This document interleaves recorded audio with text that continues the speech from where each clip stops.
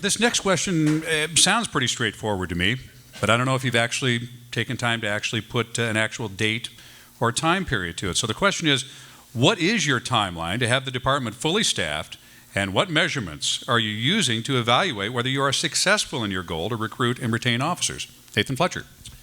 Yeah, the first problem that's been identified is the lack of officers and lack of retention. And the first goal at the very beginning of our plan is just that. Right now, we have one of the lowest levels of staffing of any major city in America. We have about 14 officers per 10,000 residents. Dallas, which is about our same size, has 28. They have double the number of officers. And we don't need to inherently double the number we have here, but we have to do better. And I've said we want 2,000 officers on the streets by 2016.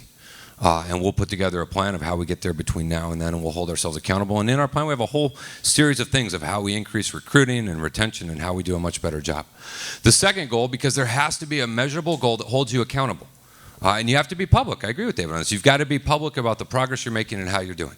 And the second goal we outlined is to reduce attrition by 50% by 2016 as well.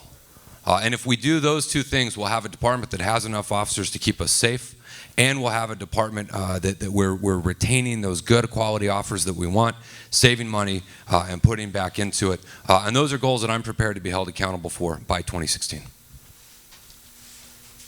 Many years ago, I had an opportunity to sit next to Senator Ted Kennedy, and we were discussing something, and he said to me, Winston Churchill said, you define the question, you define the answer.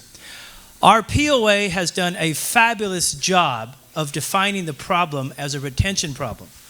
I want to redefine it as a how do we provide security and safety to our neighborhoods and to the people of San Diego, working with our police department and our new chief. And the answer to that is that we have a massive and an extraordinarily well-documented, very high scholarship report from the RAND Corporation that lays out a blueprint. It's a 162-page report.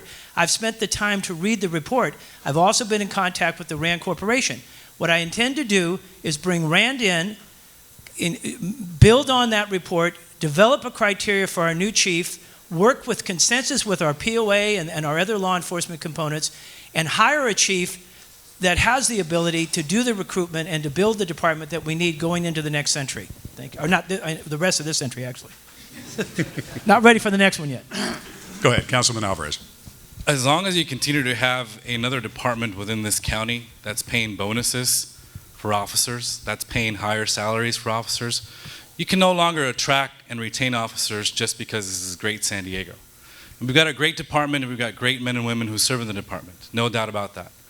But when it comes down to it, people have got to feed their families, they got to afford to live here, and they don't want to drive outside of the county up to Riverside to live and spend hours in traffic. And so what that means is that we need to focus on ensuring that we can retain officers by being competitive in the market. It's really, really simple.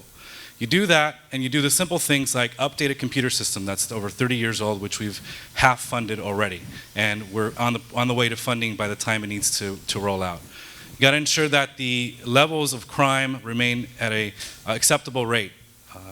Unfortunately, there will always be something happening in the community, but it's got to be at an acceptable rate. As soon as you start to see a spike, then you'll see a response by politicians. That means we're doing the wrong thing.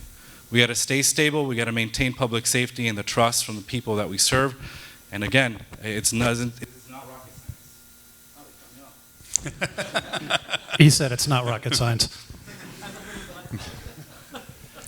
It takes political will, and you have to be able to stand up and say this is important in competing priorities, in competing associations, competing organizations who are going to want to be treated exactly the same. We have to be able to stick to it. You have to be able to cast a net wide enough on our recruitment standpoint, like the fair we just did, and say we're going to offer you new incentives to come on in. We're going to get the best. We want the A-level folks, the A-level men and women to join our department. We will ensure that we do that and recruit them in. We are going to cut our retention. Right now we're losing 10 officers a month. We're going to change that. We're going to bring it down to half that.